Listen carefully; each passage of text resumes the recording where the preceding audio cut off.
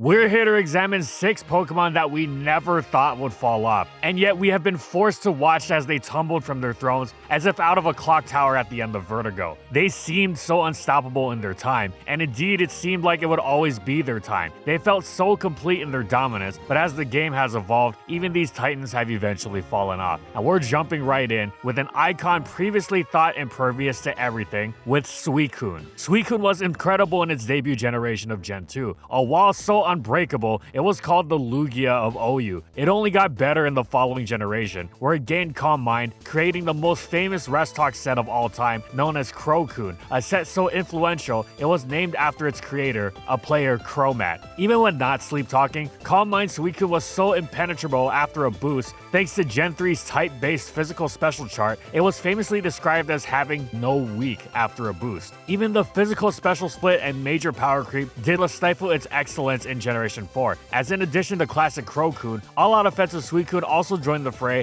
and became its defining set. Now yes, it was a blow when Gen 5 brought brutal new offensive waters that Suicune couldn't hope to match, alongside amazing new counters in Ferrothorn and Jellicent, and worst of all, terrible new sleep mechanics which were set upon switching, ruining Crocoon, which was a shame seeing how terrifying the idea of Scald Crocoon was. However, Suicune established itself as a top-tier UU Pokemon, and when Gen 6 fixed the sleep mechanics, it rejoined the highest level of OU play again, making Scald Crocoon a terrifying reality. Suicune was still a UU Pokemon, mind you, and a great one at that, but it wasn't only genuinely excellent in OU, it was at certain points the most controversial Pokemon in the tier, with certain top players apoplectic over its unaddressed brokenness, and it made a convincing case with a new set that was so diabolical and influential, it was named after its creator. Shortly after, Vince 2612 came up with the Substitute Protect Calm Mind set. The new Vincoon, as it was called, took over OU, leaving players whose teams seemed to be loaded with Suicune answers dumbstruck. Somehow, this new variant rendered them all questions, PP stalling everything in sight with pressure. It continued to do so for months, despite the player base going out of their way to try and counter it with one ridiculously specific counter after another. The same thing happened in Gen 7. Suicune was terrific in UU, and yet Vincoon was one of the scariest Pokemon you could face in OU. So this seemed like it would be Suicune's deal into perpetuity, UU, but a serious OU contender. Water typing with Calm Mind and those defenses, you just can't go wrong with it in those tiers. So why is it that Suicune fell off in Gen 8? It's not a matter of power creep. Megas were gone, Z-moves were gone, and the new generational mechanic Dynamax had been banned. Suicune's incredible bulk should thrive in an environment like this. Now, it wasn't all bad. Suicune still had niches in UU and OU. At one point, it even had its first niche in Ubers. However, it was just that, niche. Its new home was RU, which seems genuinely unfathomable to anyone who's ever experienced no weak Suicune. It's not even that its traits are now bad or less useful, it's just that its former tiers increasingly come to thwart it every which way, almost without even trying. It's difficult for Suicune to thrive in the world of heavy-duty boots Zapdos, for instance, but more than Suicune's own flaws,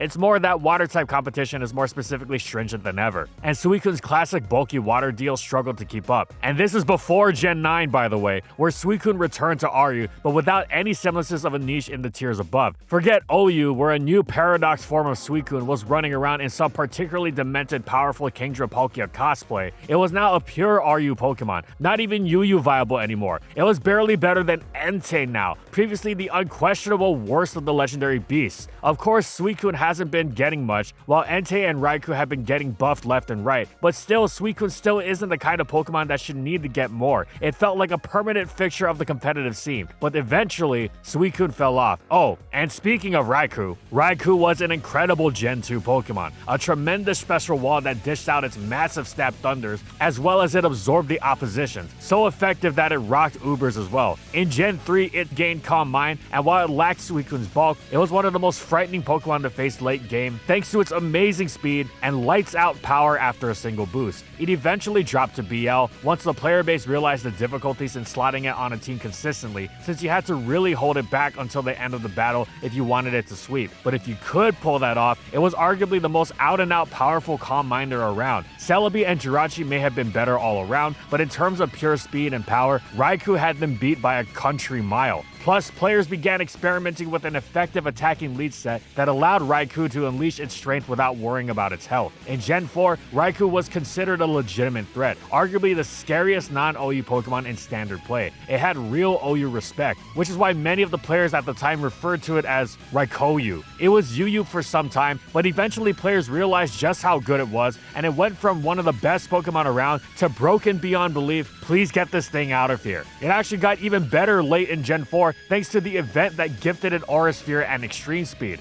at the cost of a rash nature, so it couldn't make full use of its amazing speed, and it unfortunately lost some of its naturally solid special defense, but this was a worthwhile trade to make, since number 1, Raikou was so fast that even with a neutral nature, it outsped the defining benchmark of positive nature base 100s like Jirachi and Flygon. Number 2, Rash boosted special attack, meaning instead of speed, it got to wield the full extent of its impressive power. And 3, the Tyranitar destroying coverage of Aura Sphere was just about the best thing it could have asked for. The major hit on Heatran and the soon-to-be popular Clefable helped very much as well. Raikou's attacking lead set became a significant part of Diamond and Pearl's famous lead metagame, while an excellent Choice Scarf set emerged as well, and it could go Calm Mind Aura Sphere in addition to its more traditional max speed Calm Mind variants. Raikou dipped back to UU in Gen 5, where it was one of the tier's scariest Pokemon, forming a dual electric duo with Zapdos, a dynamic harkening back to Gen 2. It seemed like Raikou would settle in as UU, but then in Gen 6, Raikou actually jumped back to OU. With its brand new Assault Vest set,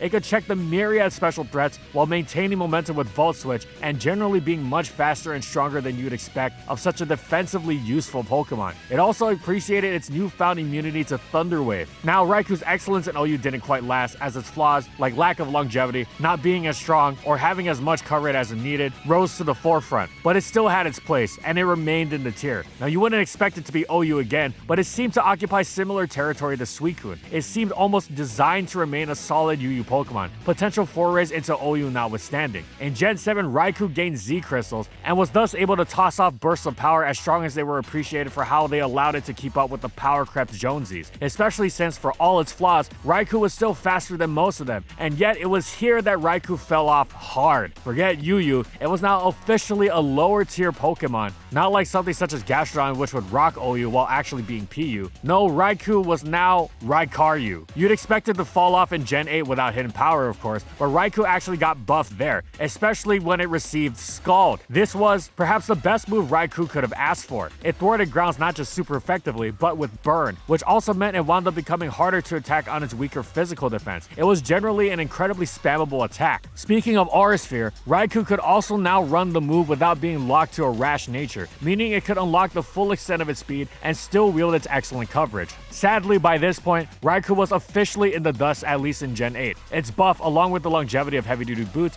meant it was actually quite good in UU, despite remaining RU, acting as a great answer to Thundurus Styrian, but not quite enough to rejoin its old home. For the grand finale, it gets even worse. In Gen 9, Terrestrialization meant it either gained hidden power, kind of, or if it didn't want to go with the game-breaking type change and Terra Blast, it could strengthen its Thunderbolts to clean up the late game. And yet, it landed all the way down in NU. For a Pokemon formerly bouncing between OU and UU, frequently strong in the former and outright crushing the latter tier, well, it's not that it seemed like it never dropped, as Mono Electrics tend to have their problems, but to drop so harshly and while getting buffs, that's still pretty jarring. It's reminiscent of another Pokemon Raikou used to pair with back in the day, that being Heracross. Heracross was a solid defensive Pokemon in Gen 2 OU. It lacked the fighting stab or rock coverage to deliver on the wall-breaking promise of its massive attack stat, but its signature stab Mega Horn was as mighty as ever, and when it wasn't chipping away at the Machamp it checked so nicely with Seismic Toss, it could pull off the occasional late-game Curse Sweep, thus making it a good fit for many effective teams, offense, balance, and defense alike. Then in Gen 3, it went through the roof, getting one of the greatest cross-generational glow-ups by gaining Fighting Stab and Brick Break, and Focus Punch, real rock coverage and Rock Slide, amazing boosting in Swords Dance, and two great abilities, Guts and Swarm. In addition to enjoying the newly added Choice Band, it was a terror. And then in Gen 4, it gained Close Combat, making it a defining threat through Diamond and Pearl. Sure, Heracross eventually became more niche in the wake of Swords Dance Lucario's popularization, transformation, as well as Platinum giving Scizor Bullet Punch and rocketing it to #1 usage. For a brief spell, Heracross even dropped into UU, though it utterly dismantled the tier there, as you would expect, and it maintained the place in OU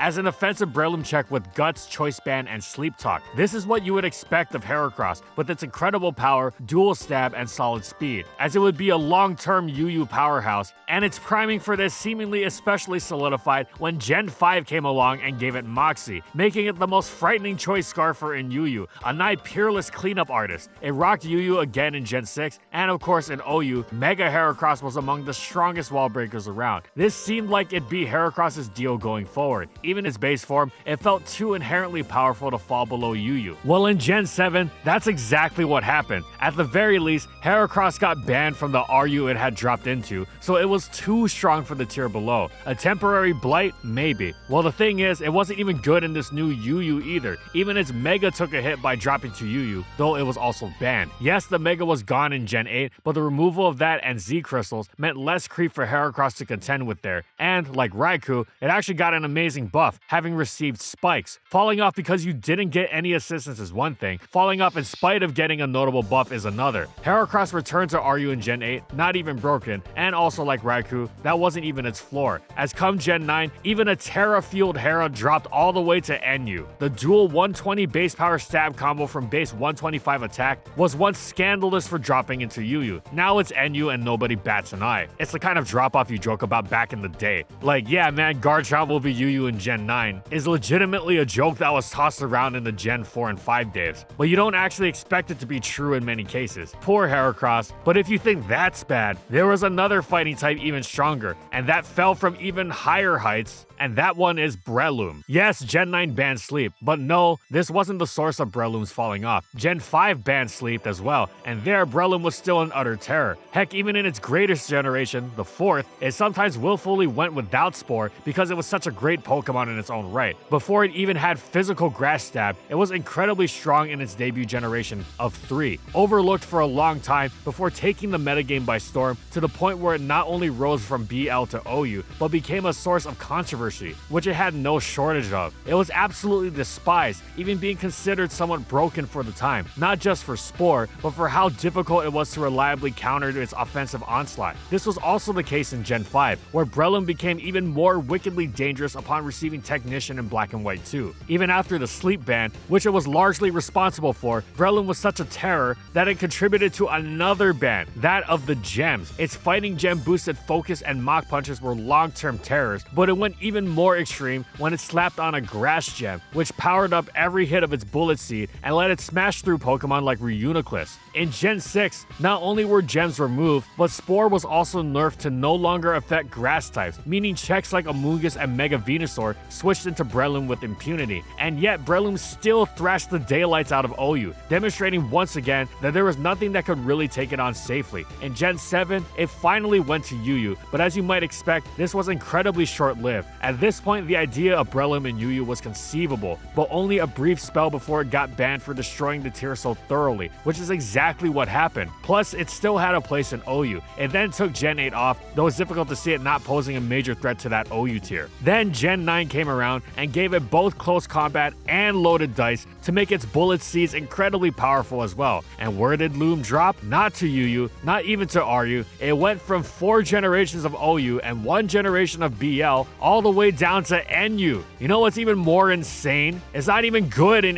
NU. It shares its viability with Ambipom and Bastiodon. If you time traveled back to Gen 4 or 5 and told a current player that, their head would explode. Breloom dropped to UU eventually, sure, though its power was such that even this would be jarring, but this level of falloff was absurdly drastic, even reminiscent of a Pokemon that was used to check it back in the day, being Gengar. For a long time, Gengar was up there with Zapdos, Starmie, and Tyranitar as one of the most long-lasting kings of OU. Its frailty belied stupendous utility and switching ability, as well as quickly becoming one of the fiercest attackers around as soon as it gained an actual offensive move pool in Gen 2. It was so powerful and defining in Gen 3, it was often a source of complaint regarding centralization by the player base, and this was before it even had any stab moves to work with. Of course, Gen 4 then let it unleash special Shadow Balls, now flanked by Focus Blast. And these two moves alone let Gengar instantly shred nearly everything. Though it was more flawed in Gens 5 and 6, its potential was still ferocious, especially in the latter gen, where its secondary Poison Stab actually became useful for how thoroughly it blasted Clefable's lights out. Of course, it also gained one of the most overpowered Mega Evolutions of them all, but it didn't need such massive over-the-top help to still be a great Pokemon. In Gen 7, it did lose the Levitate that had been such a major part of its strength from Gens 3 through 6, but its fall could not solely be attributed to that, and that's not even the full extent of its fall off either. It falling to UU was one thing, that was already sad. Yes, end of an era and all, but it didn't even get banned? That was usually the compensation for such a competitive legend falling off. Then it at least got to crush the tier it fell to before getting banned from it. But in a world of Scizor and Mega Aerodactyl, among others, Gengar was a major threat, yet all its speed and power and the fact that Steel didn't even resist Ghost since Gen 6 weren't enough to make it broken. Plus, you would think Gengar's falloff would be a momentary thing once it effectively got buffed in Gen 8. No, not with its Gigantamax form, since Dynamax was quickly banned in singles. And no, it got a massive boost with Pursuit's removal from the game. Its biggest weakness, gone. It could spam Shadow Ball even more freely than it had before. In previous generations, this would have sent OU running for the hills. Now it wasn't even enough to keep Gengar in OU, even though not only had Pursuit been removed, but it had gained another buff that would have utterly destroyed a previous gen, the long-awaited Nasty Plot. Okay, at least it got banned from UU this time around. With such buffs, we would hope so, but as far as OU was concerned, it could never step out of Dragapult's shadow, even though it was much stronger. Then Gen 9 came around and buffed Gengar even more, beyond it being a tremendous candidate for Terra, what with attempts towards exploiting its frailty for a revenge kill being completely flipped by a sudden type change, or the utterly obscene power it gained by powering up the already busted Ghost Stab that was his signature. Gengar also received some other incredible buffs. It was now a hazard setter, having gained Toxic Spikes, a rapid spin blocking hazard setter at that. Oh, and it also got another one of the best moves in the game, Thunder Wave. The idea of Gengar with all these moves is enough to make your head spin, but don't worry, it wound up worse than ever. Forget dropping to UU and staying there, Gengar doesn't even have a niche in the tier. It has become a true blue RU Pokemon, and it's not even overpowered, it's not even close. At least if it were the undisputed king of the tier, it'd be something, but nope. Funnily enough, it's sharing its viability with none other than Suicune, and our final Pokemon, Reuniclus. We've had previous contentious Pokemon on this list, but they were nothing like Reuniclus. Its debut generation was littered with players absolutely screaming for its ban, and it wasn't just once either. It started mere months into the generation, in a metagame that still had the soon-to-be banned Speed Boost Blaziken, Sandville Garchomp, Thundurus, Sandrush Excadrill, and Deoxys Speed. The green Magic Guard Blob was among the most despised Pokemon around for how its calm mindset easily outlasted its few answers, to the point where it was even put on a suspect test chopping block, though it avoided the ban. That was the first time. The second time came not long after X and Y had ended. Reuniclus had once more reared its head with a gelatinous, generational subjugating vengeance, so completely ruining the tier into a Magic Guard Spikes fest that so regularly ended in Reuniclus wars for lack of better options that the entire rule set was unprecedentedly rearranged into a bizarre convoluted shape so as to justify bringing Excadrill down from Ubers so the tier could gain an actually decent Rapid Spinner. At first this seemed to do the job, but eventually players realized Excadrill was just as vulnerable to wars of attrition as other answers to Spikes and Magic Guard, and Reuniclus prompted the third wave of outrage, and then a fourth and a fifth, and it wasn't until the sixth that it was actually put up for a suspect test, over a decade after the first one, in which it avoided the ban hammer, but still Reuniclus didn't just warp the metagame around it to absurd extremes, it warped the rule set. Certain top Gen 5 players even claimed that the logical conclusion to all team building and play in the tier was a Calm Mind Reuniclus war. Magic Guard being as busted as it is, a fall-off seemed inconceivable, a true fall-off that is.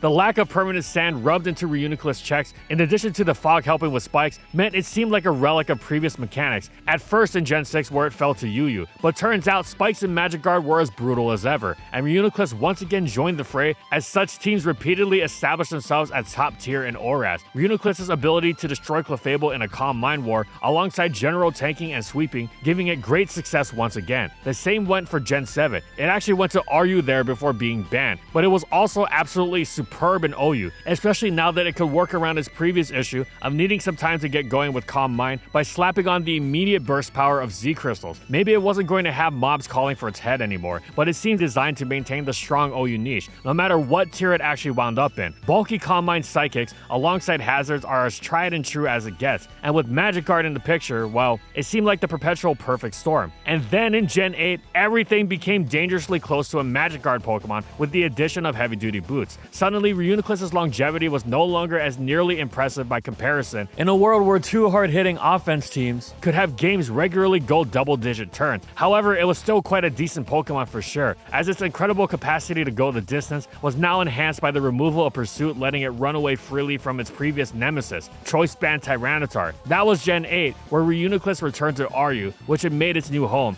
just as it would be in Gen 9. But in Gen 9, its place in OU was now much more meager, the kind of Pokemon that could theoretically do something. A Calm Mind Reuniclus that can change its type is diabolical on paper, but ultimately, it just couldn't keep up to be anywhere near consistent or even worthwhile at all to begin with.